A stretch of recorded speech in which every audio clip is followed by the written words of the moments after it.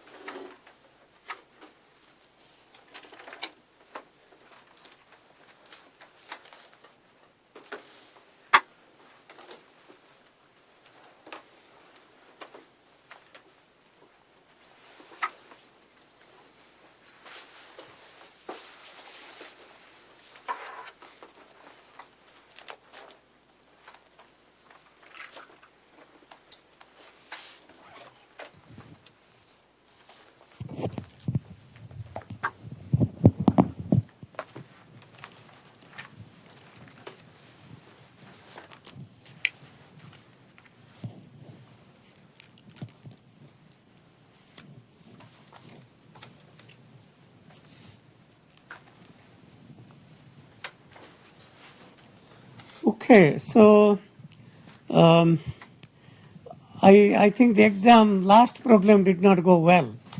That's the only problem I graded. The TA graded the remaining 3, but she should be here with your exams hopefully before the class ends. She is entering your grades into the Moodle site right now, so we'll wait until she comes back. Okay, so are there any questions before we begin?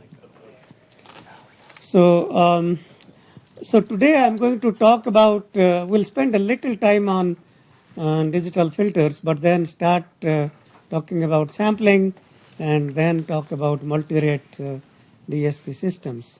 Okay, so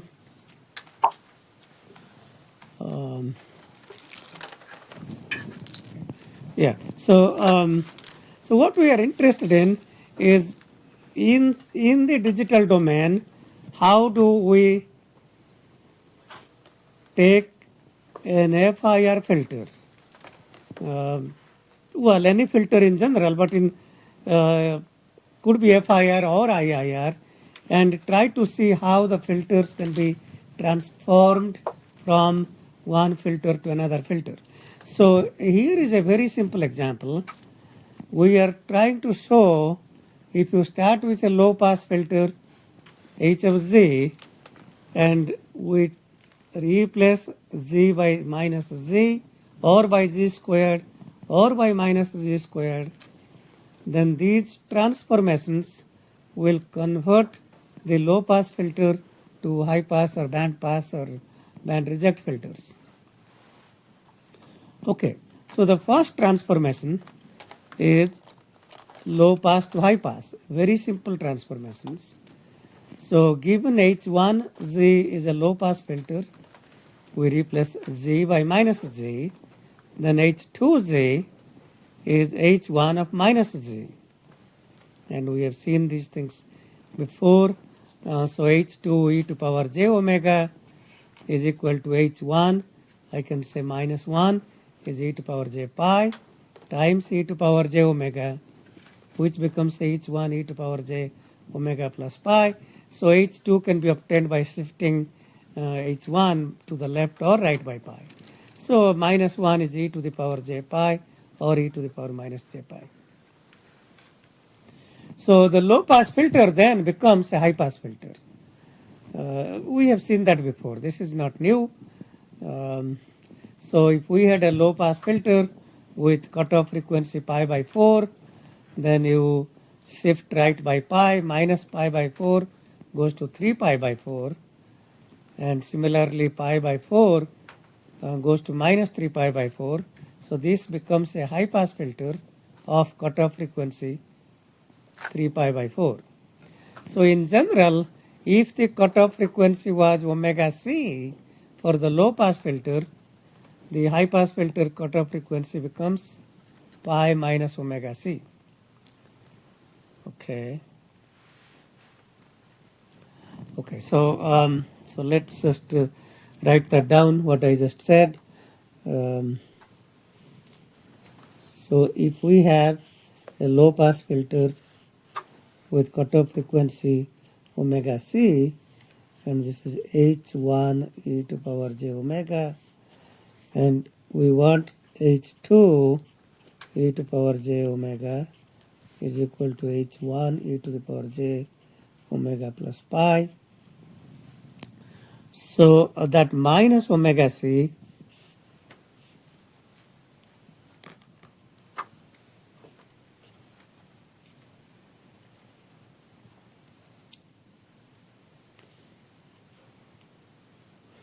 so the 0 moves to pi and minus omega c moves to pi minus omega c. So the high pass filter, so this part here, okay, this is symmetric, so moves here, and on the left side we have the same thing here, minus pi minus omega c minus pi. Okay, so in general then H2 z equal to H1 of minus z converts a low pass filter with cutoff frequency omega c to a high pass filter with cutoff frequency pi minus omega c. So one other thing we want to know is how is, okay, we understand that.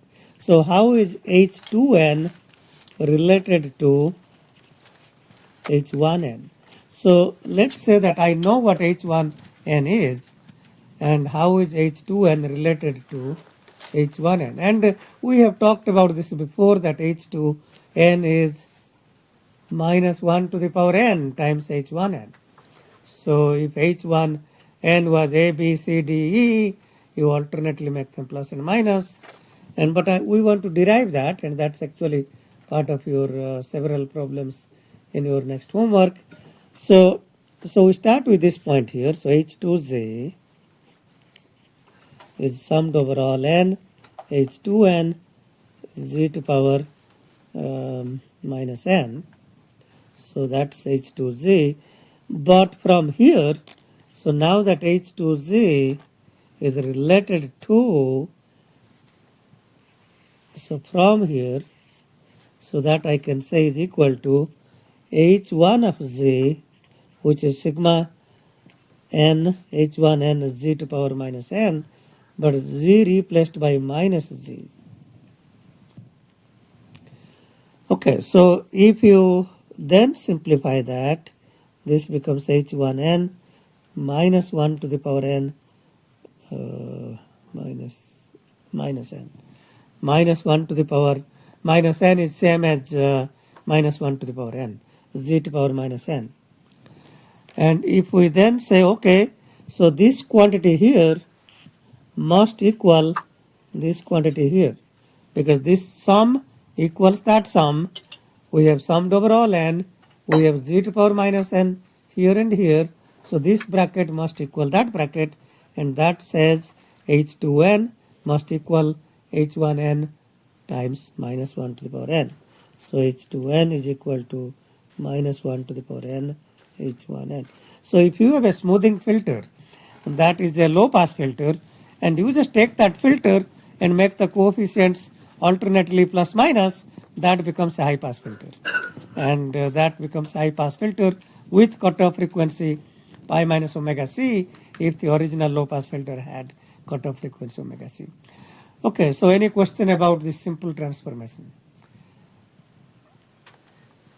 Okay, in the homework, you will see when we post that, hopefully by later today, you will see how to relate these kinds of different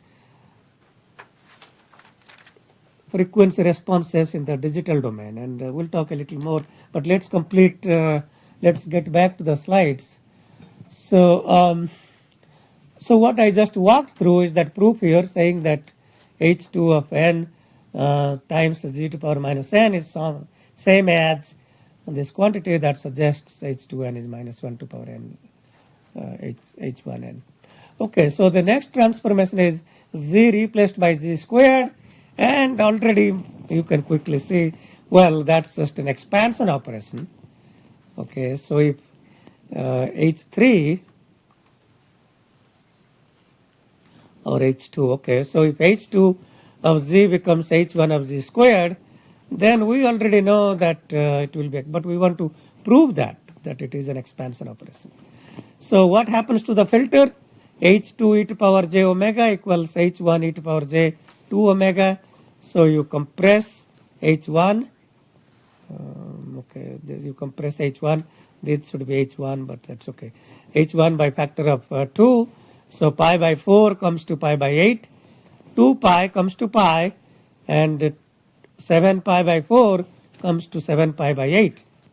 So this says that if the original low pass filter had a cutoff frequency omega c by 2, then replacing z by z squared in the frequency domain changes the low pass filter to a band stop filter or band reject filter with rejection band from omega c by 2 to pi minus omega c by 2.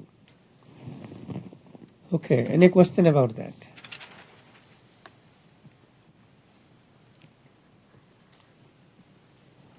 Yes, go ahead. So is the one on the bottom, is it symmetric or? It is symmetric. We didn't show the right hand side. Yeah, we didn't show, but yes, this is just ideal filters, and these are symmetric. And yeah, we should be showing the right side as well. It is symmetric, and it is missing the symmetric part on the left side. Thank you for pointing that out. Yes, go ahead. When you say you're replacing z with z squared, what exactly happens? That means that you take a transfer function and replace z. Okay, let's talk about that. So what does it mean to replace z by z squared? So so in the case of FIR,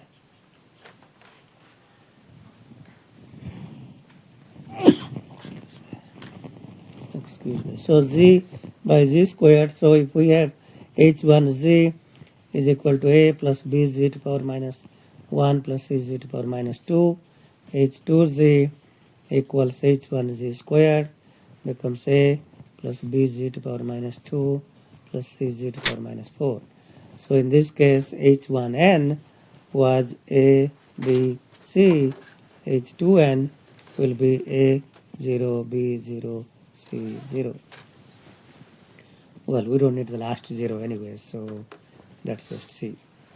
In case of IIR, so if H of Z is 1 over 1 minus A z to power minus 1, then H1 of Z, then H2 of Z will be 1 over 1 minus A z to power minus 2. So if H1n, in this case, this would be 1 plus A z to power minus 1 plus A squared z to power minus 2. So this would be plus that. So this would be 1, 0, A, 1, A squared, A cube, etc. H2 would be 1, 0, A. So this would be 1 plus A z to power minus 2 plus A squared z to power minus 4 from the geometric series. So this would be 1, 0, A 0, A squared 0, and so on. So as we will see, is H2n is an expanded version of H1. An expanded version. So in fact we can go through that. So H2 z is summed over all n, H2n z to power minus n, which is equal to H1 of z squared, which is summed over all n, H1 of n z squared to the power minus n, which is equal to summed over all n, H1 n z to power minus 2n. Okay, and then if I replace 2n by n prime, n becomes n prime by 2, and this becomes n prime such that n prime is even, because n prime is 2n, so n prime is even, and H1 n prime by 2 z to power minus n prime, n prime is just a dummy index, you can make that n. So this is summed over even n, h1 n by 2, z to power minus n. And then if you look at this quantity and this quantity, well, there is a difference here. This is summed over all n, this is summed over even n. So for this to be equal to that, h2n is equal to h1 of n by 2 if n is even and 0 if n is odd. And that, as you can see, is the definition of h1 expanded. So if I start with h1, expand by factor 2, then I get h2. That's a block diagram representation of this equation here. So we are trying to see if I begin with a transform in the digital domain, what does it mean in the time domain? So that's the kind of thing we are trying to explore. And what does it mean if I give you two frequency domain spectra which are related? What does it mean with respect to the time domain, and how are the unit sample responses related? So that's really what we are trying to understand here. So, and it may not be low pass, high pass. These are just examples to understand. But let me complete the next one.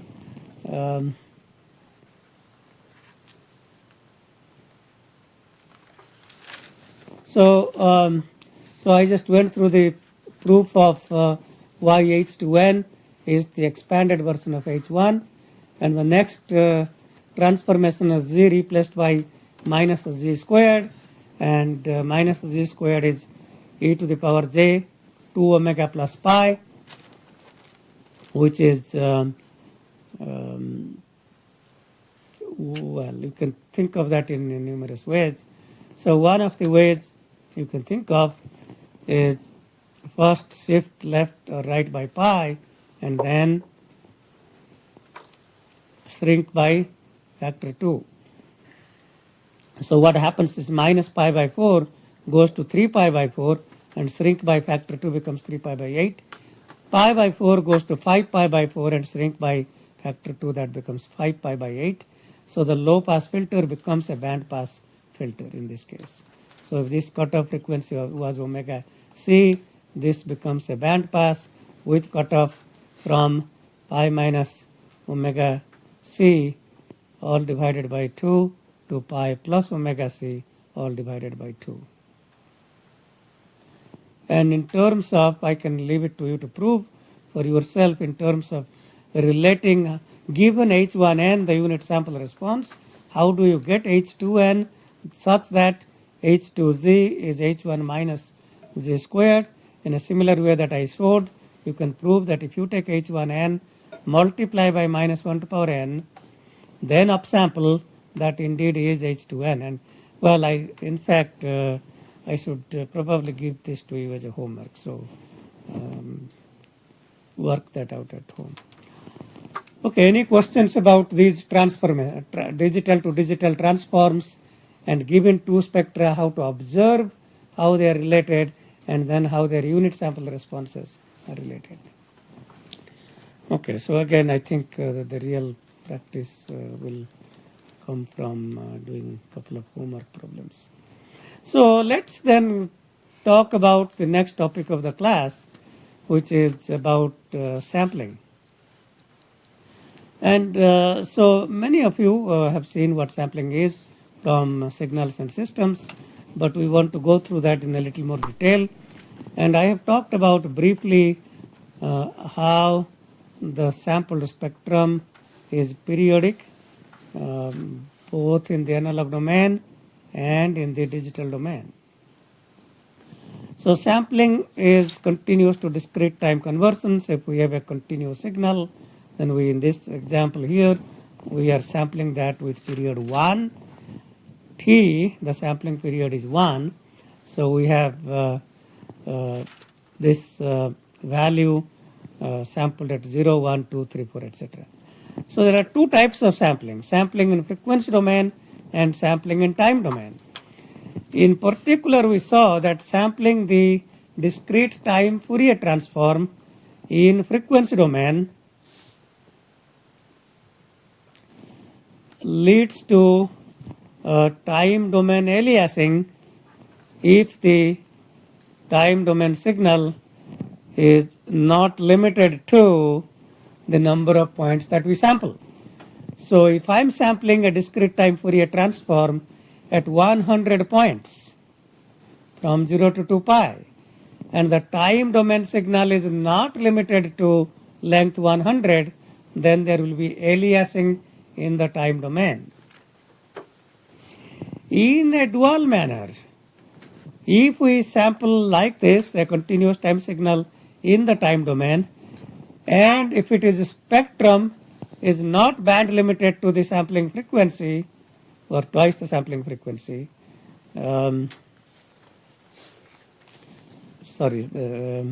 is not band limited to half the sampling frequency, then there will be aliasing, and that's what we want to understand. And these are both, it may not be obvious, but these are both dual properties of each other. That's essentially saying if you do not have a time limited signal and you sample that in the frequency domain, then take the inverse DFT, we will get back a time domain signal that's aliased version, and it's same thing here. If we do not have a band limited signal that's band limited to the half the sampling frequency, also known as the Nyquist frequency, then the sampled spectrum will be an aliased version of the original spectrum. And you have seen some effect of that when we considered discrete time decimeters. So anyway, let's continue with this. So what exactly is sampling? So sampling is the process of taking this continuous time signal xct and multiplying that by a sampling signal which is periodic with period t. So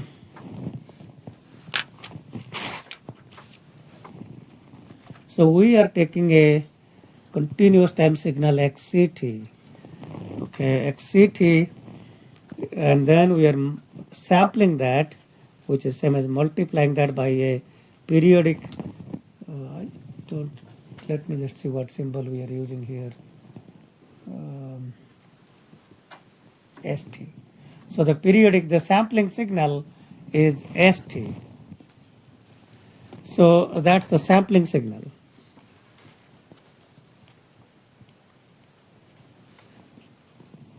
And then we get back, so if xct is some continuous time signal, and then we sample that with period t.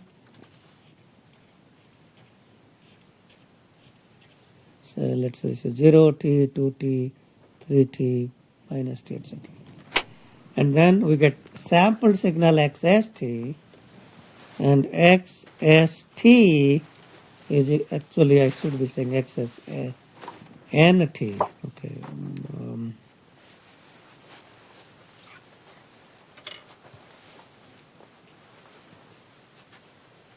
Well, let's just say XSN. XSN, okay, there are basically two steps. So once we sample that, then this is XC0, XCT, XC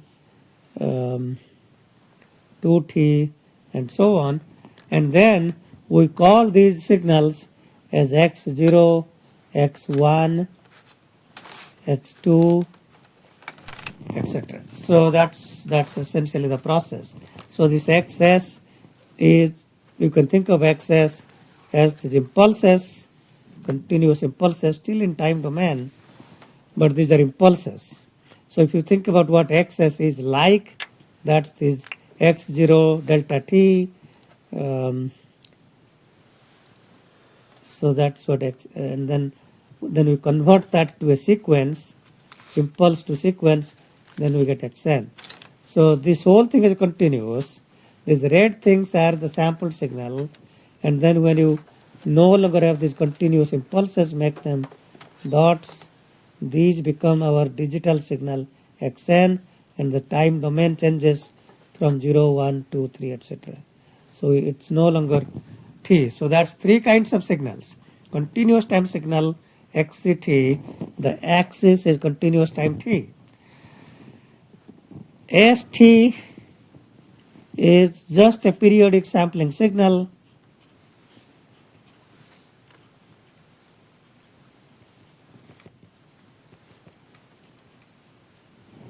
So that's st, and you multiply these two, then we get the continuous time impulses at time 0, t, 2, t, etc.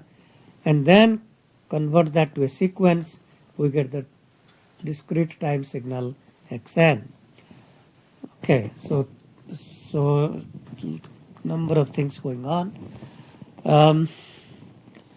Okay, so what we are interested in is understanding, given this time domain picture, how are the spectra related in the frequency domain. So given x, c, j, omega, so let's say that this is continuous time, so this is x, c, j, cap omega. So cap omega is the frequency representation in the analog domain. st frequency representation in the analog domain is s j omega. xst is cap xs j omega, and xn in the discrete time domain is x e to power j omega. So we want to find out how are these spectra related. And so st is this quantity. sj omega, some of you may remember from, sj omega will be another periodic impulse train with impulse magnitude twice pi over t, and the sampling frequency. So if we call twice pi over t as omega s or omega naught, something like that, so these would be omega s, 2 omega s, minus omega s, etc. So that's the sampled spectrum. This is the sampling signal. This is the spectrum of the sampling signal. An impulse train in time domain has a spectrum. That's an impulse train in the frequency domain. How do we understand that? Well, we understand that by going back to the very beginning of Fourier representation. So this is a periodic signal with period t. Therefore, we can express this by a Fourier series representation. Okay. So we can express this by a Fourier series representation. And then the Fourier series representation can tell us what the spectrum is. Okay, so let's go back to the slides and continue with this discussion. So to go back to the Fourier transform, given a continuous time signal ft, then we describe its Fourier transform in the continuous time domain as cap f j cap omega. Cap omega is the analog frequency. Then the definition of the Fourier transform pair f j omega is integral ft e to power minus j omega t dt. ft is 1 over twice pi times that. Okay, that's the formal definition of Fourier transform. Now, if ft is a periodic with period t, then that can be described by a Fourier series representation where the basis function is the complex exponential set. So the e to the power j n omega 0 t, where n takes discrete values. That's kind of the basic Fourier series representation, where Cn is the Fourier series coefficient. Cn is 1 over t minus t by 2 to t by 2, ft e to power minus j omega naught t dt. And the last two equations in the last line represent the so-called Fourier series representation. So we have been seeing many different kinds of Fourier representation. Obviously, these are the two things that you begin with in class on signals and systems, the Fourier series, then Fourier transform, both in continuous time domain. Then we talk about discrete time Fourier transform, then discrete Fourier series and discrete Fourier transform. Okay, so those are all 5 different Fourier representations.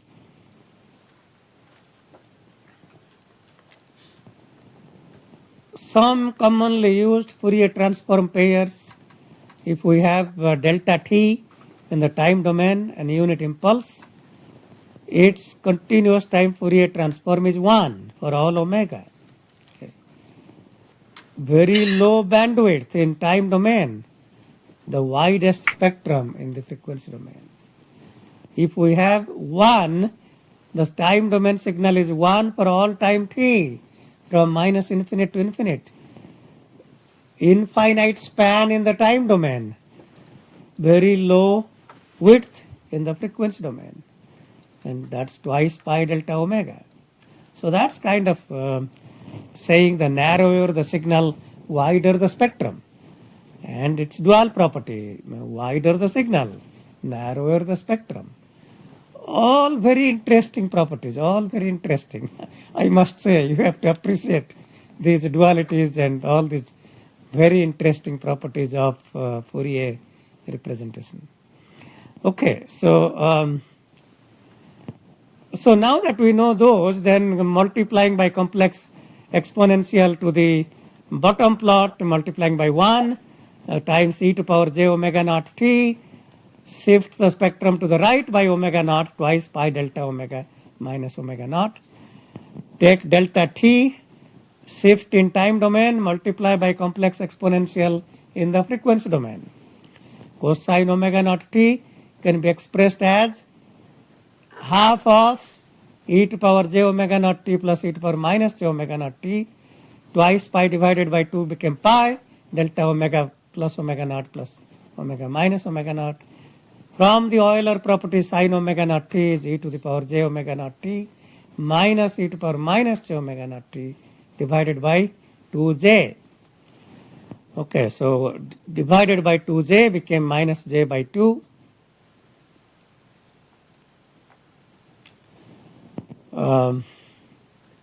Something seems wrong. There should probably be a minus sign here. No, we have multiplied. Okay. Yeah, the minus has gone inside and this plus has become minus. Okay, so that's sin omega naught t. Okay, so that's kind of to remind us of what these things are. We do need a little bit of this to compute the sample spectrum in the next slide. So I already talked about the process of sampling. That's just 2 steps. Take the continuous time signal xct, multiply by the periodic sampling signal, get a sampled signal xst, convert the impulse sequence to discrete sequence, we get xn. And it's showing where the blue spectrums are discrete spectrums and the red boxes are continuous spectrums. Continuous Fourier transform and discrete Fourier transform or discrete time Fourier transform. Okay, so now the next step. What is the spectrum of the sampling signal? So ST is periodic with period t. We can compute its Fourier series coefficient Cn 1 over t integral from minus t by 2 to t by 2 st e to the power minus j omega naught t dt, and within a period from minus t by 2 to t by 2 st is just delta t, because that's our impulse train with magnitude 1.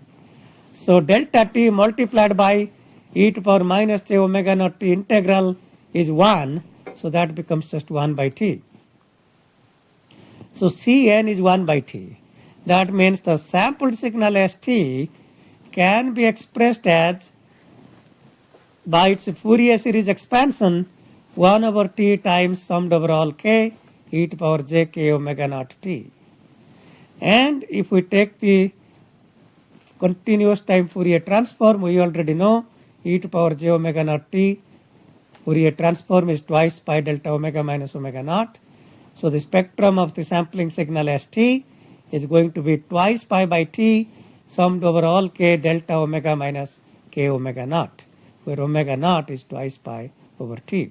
So that is telling us that the sample spectrum is another impulse train with a spacing omega naught, which is twice pi over t. T is the sampling period. And with a impulse magnitude twice pi over t. Any questions so far?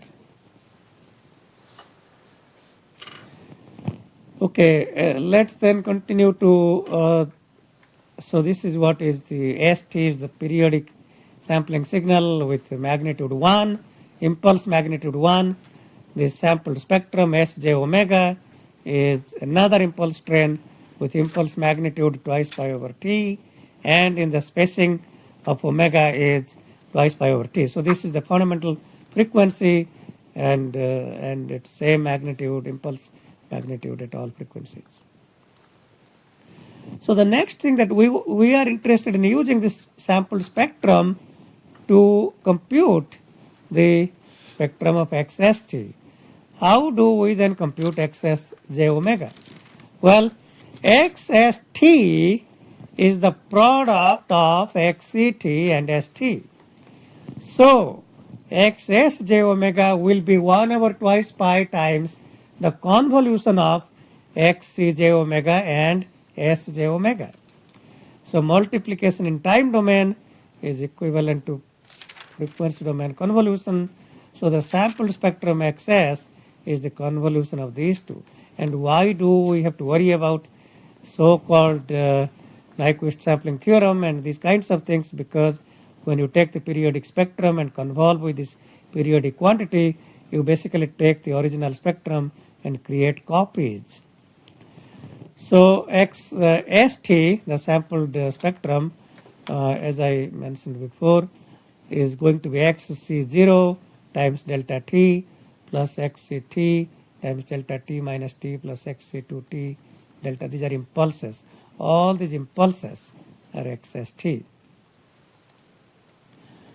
Okay, so xs j omega is 1 over twice pi times the continuous spectrum xc j omega convolved with s j omega, and we already know s j omega is an impulse train with a spacing omega naught and magnitude twice pi by t, and then 1 over twice pi and twice pi over t, twice pi cancelled out, we get 1 over t times summed over all k, and this xc convolved with delta becomes xc j omega minus k omega naught. And that's really all there is. So this is telling us take the original xc, create infinite copies with spacing omega naught, and all those copies together with magnitude 1 over t is the sampled spectrum xs. That's all it's telling us. So there are three things going on. Number one, if we sample with period t, and that is periodic, that means omega naught is twice pi over t. Number two, so first thing it's telling us this infinite sum. It's saying we get infinite copies of the original spectrum spaced apart by omega naught. Second is magnitude scaling is 1 over t. That 1 over t magnitude is an artifact of sampling. And third, because we are adding these infinite copies, and if the original continuous time spectrum xc shifted by omega naught is overlapping with the other copies, there will be frequency domain aliasing. Time domain sampling leads to frequency domain aliasing if the total content of the continuous spectrum is greater than omega naught.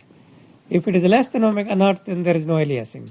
But so as long as the frequency domain spectrum of the original signal is band limited to omega naught, then that's okay.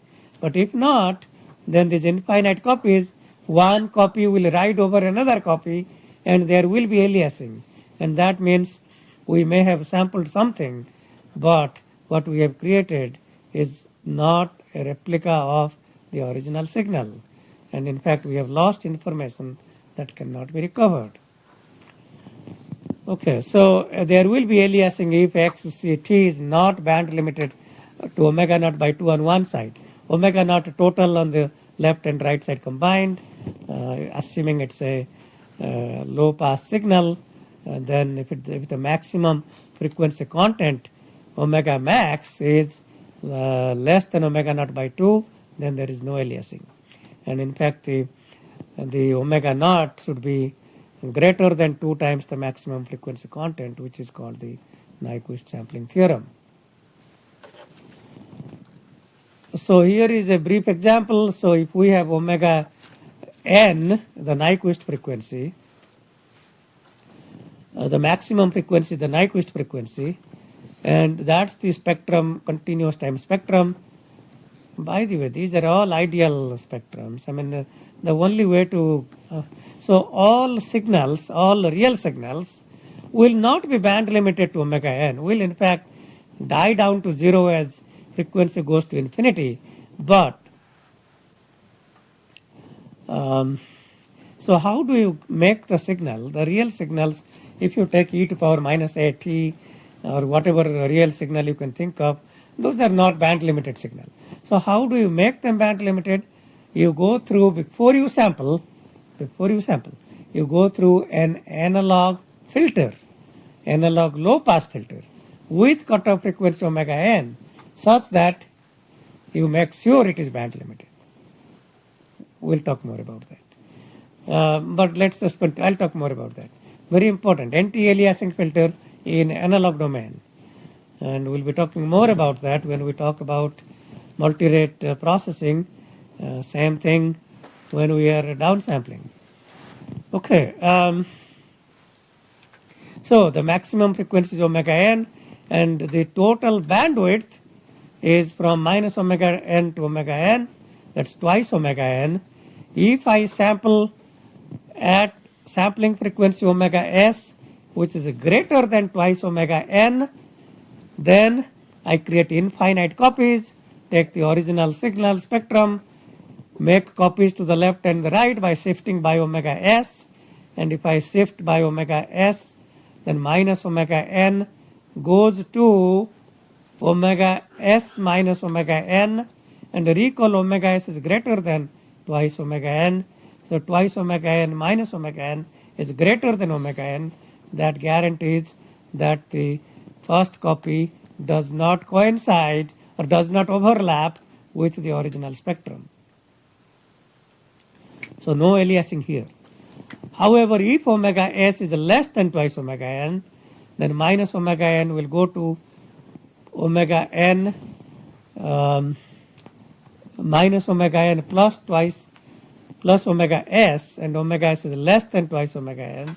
So that will be less than omega n, and the first copy, the left point of the first copy will be less than the right point of the original copy, and there will be aliasing, and that's why these signals will be corrupted.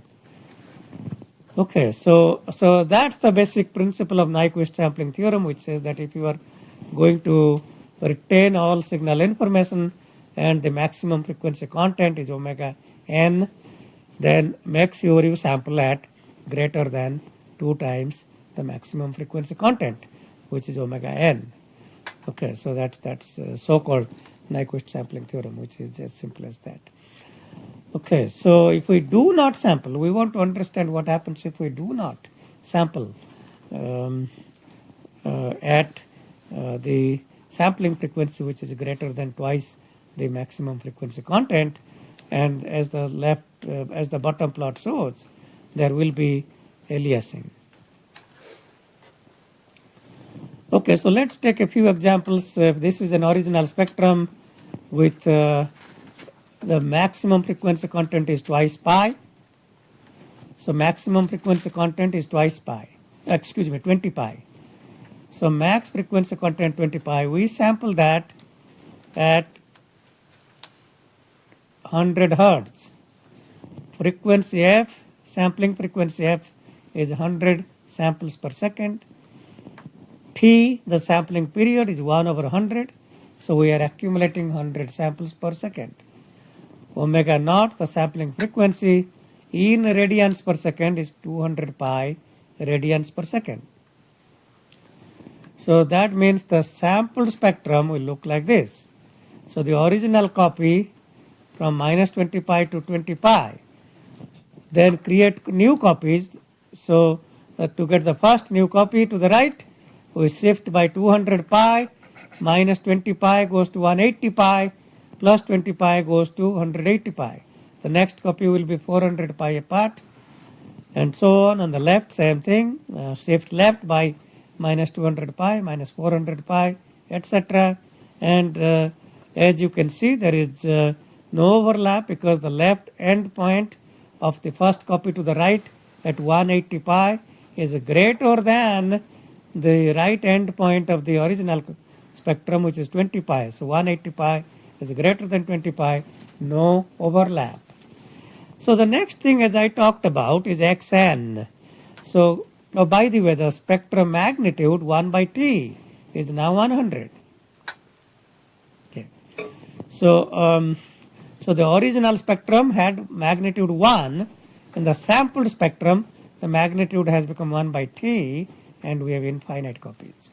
Now, when we go to convert the sampled spectrum, which are impulses, to sequences called xn, the discrete time Fourier transform of xn called x e to power j omega can be obtained by mapping xs j omega such that the sampling period 200 pi maps to 2 pi.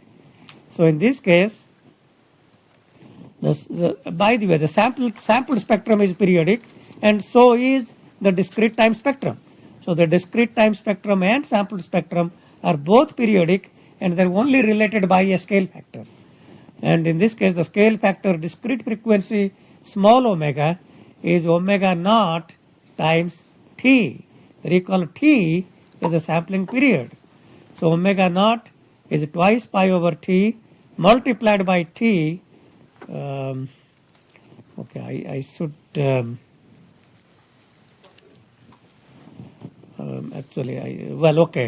I should write down, this should really be omega equal to cap omega times t, not omega naught. Omega naught is just a constant.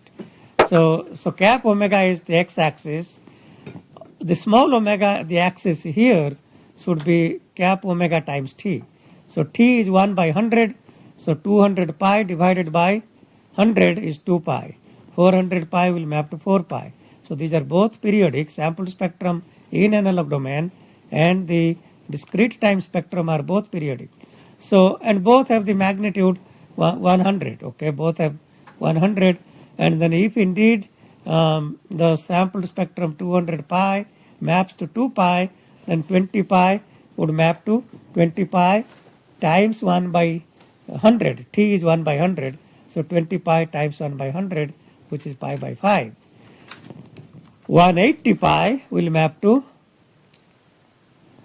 2 minus 1 by 5, 9 pi by 5. So that will be 9 pi by 5. Or 180 pi times 1 by 100, which will be 9 by 5 times pi. So we have kind of completed the whole scenario now that we have talked about sampled spectrum, we have talked about the discrete time Fourier transform. Any questions about these? Okay, good. So a formal expression for x e to the power j omega in terms of xc, what we started with, that's so just replace this omega by omega by t, and then that's what we get. So that's basically saying take the continuous spectrum, get infinite copies, do a frequency scaling in the x-axis, omega replaced by omega by t, and then multiply by magnitude 1 by t. And that's really what we saw before. Okay, so there are few more examples. So this is minus 100 to 100. Now we are sampling this at 250. Omega naught is 250. So you can see that if I shift minus 100 by 250 to the right, first copy left endpoint is 150, more than 100, no aliasing. 150 is greater than 100. How do we finally get back the continuous time signal XCT? So given the sampled spectrum XS, how do we get back? So recall that the sampled spectrum had a magnitude 1 over T. So just take a low pass filter with magnitude T. That T will cancel out with 1 over T. And this maximum frequency content was twice pi over T by 2, which is pi over T. So if we have an analog filter with cutoff frequency pi over T, magnitude T, then we can get back the reconstructed signal XRT that can be guaranteed to be same to what I started with XCT. And in this example, 1 over T is 250 by 2 pi. And if I take the analog filter to be 125 radians per second, in fact, I could reduce the analog filter to as little as 100 because that was the maximum frequency content.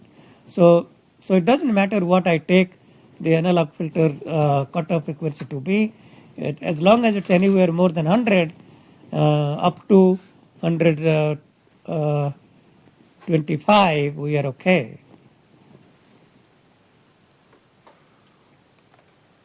So there are more examples here. So in this particular example, minus 100 to 100, omega naught is 120.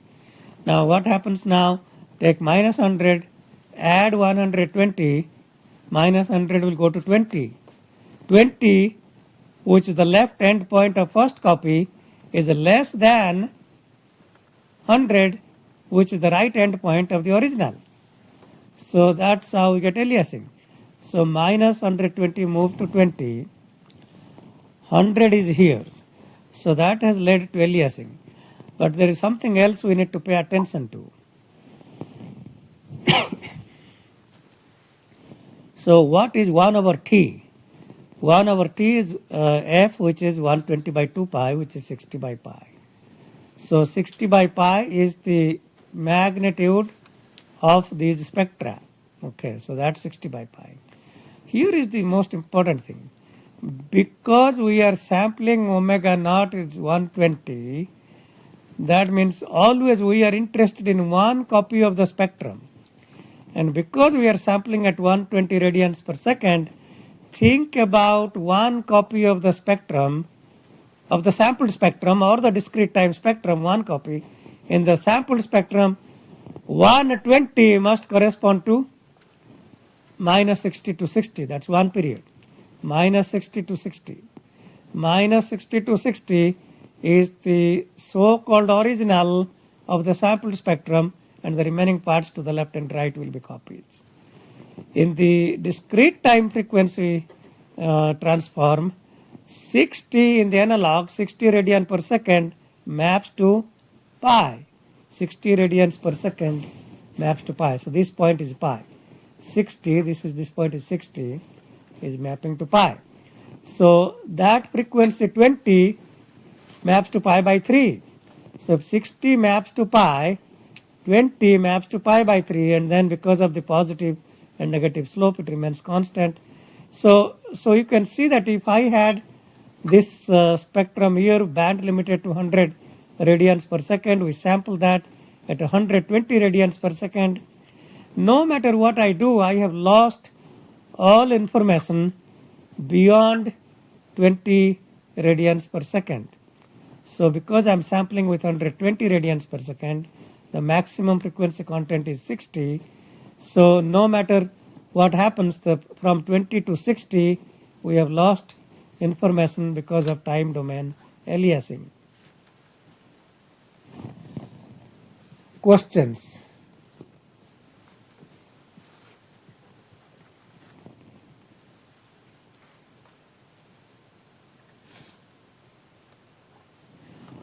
Okay, so there is some kind of, this is something we alluded to probably in the very beginning of the lecture. These plots can be very, very misleading sometimes. So if we have a plot, so sometimes some books might give you a spectrum in the x-axis is a frequency as opposed to cap omega in radians per second. So if we have a plot with respect to f in hertz or cycles per second, and this is plotted in radians per second, and so the xjf and xj omega will be related in a way that if this frequency is 150, that will correspond to 300 pi radians per second multiplied by 2 pi, and this impulse magnitude 3 in the f domain will correspond to an impulse magnitude 6 pi in the omega domain. Okay, why is that? I mean, what is it really telling us? So why is this 3 becoming 6 pi? So long ago we have talked about the delta AT, scaling the delta functions. Delta AT is same as 1 over a times delta t. Okay, why is delta AT is same as 1 over a times delta t? Because if we start with an impulse which is 0 width, infinite height of area 1, and I just compress the time scale by factor a, then the area of that 0 width, infinite height becomes 1 over a. Compressed in time domain, whatever was the delta now became delta by a. Multiplied by 1 over delta, the area of that 0 width, infinite height, it is 1 over a. So to show you why 6 pi delta 300 minus delta omega, cap omega minus 300 pi, and you can go through a little use of this property, and that becomes same as 3 delta f minus 150.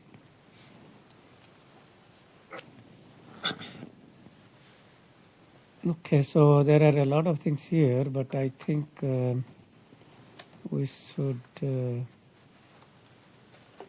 this might be a good example to go through. So this says that we have a mixture of two cosine functions. One cosine is a 10 radian per second, another cosine at 20 radian per second. Some constants a and b multiplied by cosine 10t and 20t. And we take yt, which is the sum of two cosines. And if you look at the spectrum, the original spectrum, then that's a pi by t, b pi by t at 10 and 20, and same at minus 10 and minus 20. That box is the original spectrum. If we sample at 50 radians per second, just create copies and move them to the left and to the right, spaced apart by 50, the minus 20 goes to 50 minus 20. Minus 10 goes to 50 minus 10. Plus 10 goes to 60, 20 goes to 70, same with left side. And as you can see, there is no aliasing. So it should be possible for us to reconstruct by just taking the sample spectrum and processing that by an analog low-pass filter with any low-pass cutoff frequency which is slightly more than 20. So anything between 20 and 25, I guess, that should do. 50, when we are computing the periodic spectrum, you should think about 25 radian per second as pi in the discrete spectrum. So, if you sample that at 36, minus 20 move to minus 20 plus 36, which is 16. Minus 10 move to minus 10 plus 36, which is 26. And if you move this to the left, 10 move to 10 minus 36, which is minus 26. And 20 move to minus 16. So now we have to think about omega s is 36. So what is 1 period? Minus 18 to plus 18 is 1 period. And in the discrete time, minus 18 radian per second will be minus pi, plus 18 will be plus pi. So now inside that one box, after sampling, we see that we have frequency content of 10 and 16, not 10 and 20 that we started with. So if I reconstruct with an analog filter, the reconstructed signal yt will be a cosine 10t plus b cosine 16t, not a cosine 10t plus b cosine 20t. So sampling with a frequency less than twice the max frequency content has corrupted the signal, and we can still we can retain the 10 hertz part, 10 radian per second part, but the 20 radian per second is gone and has been replaced by 16 radian per second. If we sample at 12 radian per second and you create many copies, and finally after you create many copies, and finally we pay our attention to minus 6 to plus 6, because that's our one period, 12 divided by 2 to the left, 12 divided by 2 to the right, and then within that period, if I see after reconstruction what is yt, and that will be two contents here, the frequency content 2 and 4. So 2 and minus 2 in the complex exponential domain correspond to cosine 2t, 4 and minus 4 are cosine 4t. So if I took a cosine 10t plus b cosine 20t and sample at 12 radian per second and reconstruct by an analog low pass filter with cutoff frequency minus 6 to 6, then what I get back is a cosine 2t plus b cosine 4t. That's how sampling will corrupt the signal in time domain. Any question about this?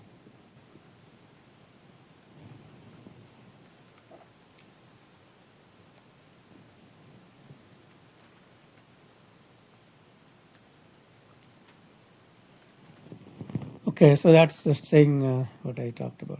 So I want to allude to something that people don't often talk about. So we have spent a lot of time on talking about sampling so-called band-limited signals. So if we have a band-limited signal, also think of a band-limited signal as a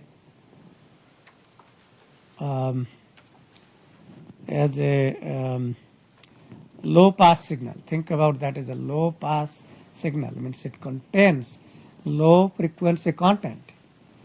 Now, instead of having a low-pass signal, if we had a band-pass signal and we want to sample a band-pass signal, why might one have a band-pass signal? Any thoughts? So if you take a low-pass signal and modulate that by multiplying by a complex exponential, that becomes a band-pass signal. Multiply by a complex exponential in time domain, that leads to shifting in the frequency domain, and you get a band-pass signal. That's the very essence of modulation and communication systems. And those of you who are taking 4501 probably will appreciate that more. But anyway, so the point is that if we have band-pass signal, we don't have to sample at Nyquist frequency or the twice the max frequency content. We can in fact sample at much smaller frequencies than the so-called Nyquist frequency. So let's take a few examples to understand that. Okay, so the first example is simply saying that I have a low pass or band limited signal. By the way, intentionally I'm showing you that this is a circle on the left and a triangle on the right, and that's basically showing you that this is not a symmetric spectrum, and that means it is not. If it is symmetric, you can increase the sampling rate, you can increase the sampling rate further, but in this case I'm assuming that these are this is a complex signal, this is not a real signal. Okay, so it is a real part and an imaginary part, and there is nothing you can do but sample at twice the max frequency content. This is a low pass signal, with content minus 40 to 40. So you sample at 80 radian per second, and then the copies that we create are minus 40 goes to plus 40, and then that goes to 120, and there is no overlap, and we can get back the original signal. So the omega s, the minimum omega s is 80 radian per second. Okay, this is now a band pass signal, and the band pass signal has some content from 40 to 60 and minus 40 to minus 60. Okay, so that's the band pass signal. So the question that we are asking is, what is the minimum sampling rate that will allow us to sample the band pass signal but not lose information? In other words, there is no aliasing. So if you take this here and you look at the content to the right is 20, content to the left is 20, and if I sample that at 40 radian per second, so think about this minus 60 to minus 40, that is on the bottom. Move that right by 40, you get the first copy, that's in blue, minus 20 to 0, and move that right by 40, that goes to create a copy which is a green copy, 20 to 40, and if you take the right part and move left, 40 goes to 0, so that's the purple copy, and 0 goes to minus, well, not the pink or whatever, and then the purple at minus 40. So now you can see that indeed there is no overlap among all copies. So although the max frequency content is 60 radians per second, we do not have to sample at 120 radians per second. We could. There is nothing wrong with that. We could. And by doing that, we will of course guarantee that there is no aliasing. But even if we sample at 40, there will still be no aliasing. So we could sample this signal at 40 radians per second instead of 120 radians per second and still not lose information. Okay, any questions about that, about band pass sampling?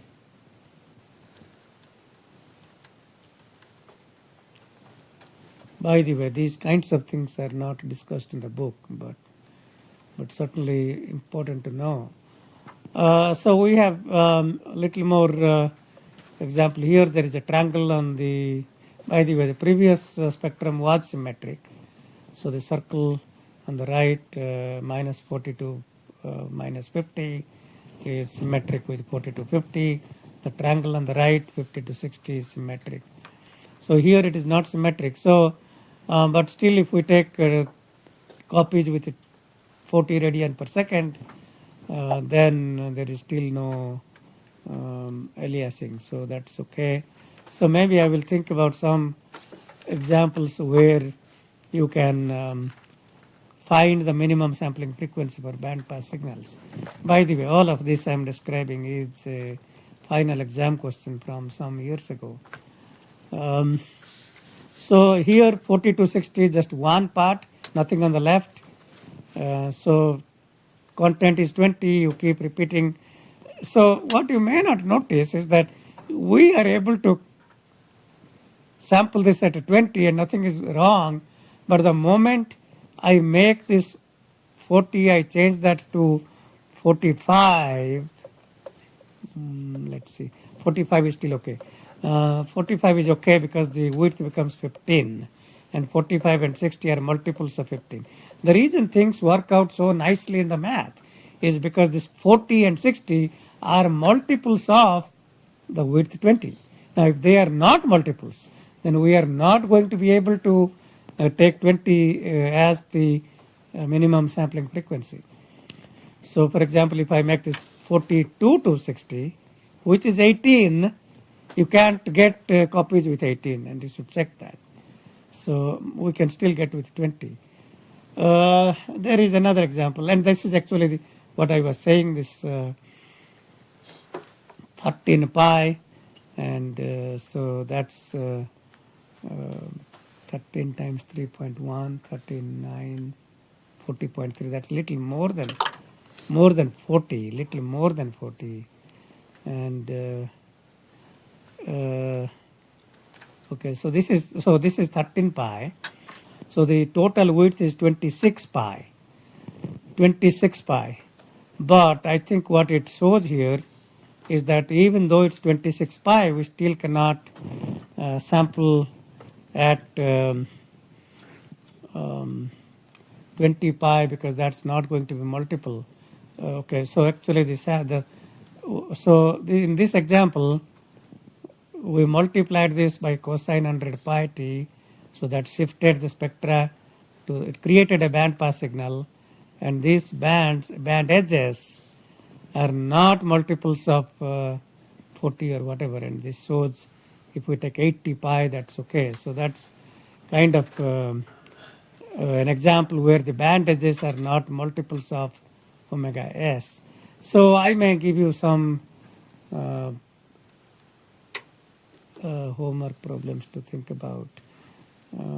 Okay, let's see what the TA has posted. I have not seen what the statistics are. The TA was posting those things as the class is going on. Well, it seems like the performance is probably about the same as first exam. Probably about the same. Mean is in the first exam was about 56, 57. So it seems like this class performance is more or less same. I have posted the solutions, so please review them. I will say that as I only graded the last problem, I will say that more number of students had some success, if not all success, had some success with this version as opposed to the students with the second version. Second version was somewhat more harder, so I would say again, I mean, I do expect you to a couple of index changes. So you know that's really one index change n equal to 2m, and then n minus m is m prime, and then finally one more step of substituting back the big X here and relating that to a delta function. So I mean, this is kind of a sense of deriving all these properties of Fourier transform either in the continuous domain or discrete domain, and I do expect you to be familiar with those. So anyway, I mean, again, I think I don't want you to feel bad because, as you know, the exams are designed to, the purpose of exam is only one, really, to bring a big distribution in the class. There is no point giving an exam where everybody gets between 90 and 100. So the purpose of exam is to distribute the class, which is what we have accomplished. So that means you are graded based on where you are in the class. The absolute values are important, but not necessarily only important thing. So I will try to give you some feedback, and I usually try to give some feedback about what might be A or A minus or B and so on in the class. So I will take a look at both exams, and I will have the TA create a statistics both combined, and then I will try to maybe I will email you what I would say if I had to just give grades based on just these two exams alone, where I would place cutoffs for some of the grades. So that will give you some idea about what kind of grade to expect. It may not happen today or tomorrow maybe, but within next 2 or 3 days. Okay, any questions before we stop? Oh, okay, how about you take this, and so we still have a couple of minutes, distribute the exams. So we have a couple of minutes, so let me just see if I can, well, actually 1 minute now. Well, let me stop. We'll start multi-rate next class.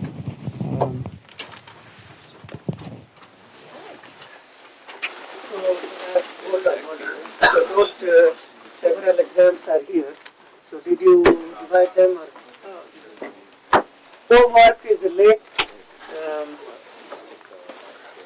So how about to make things simple? Let me put them into files.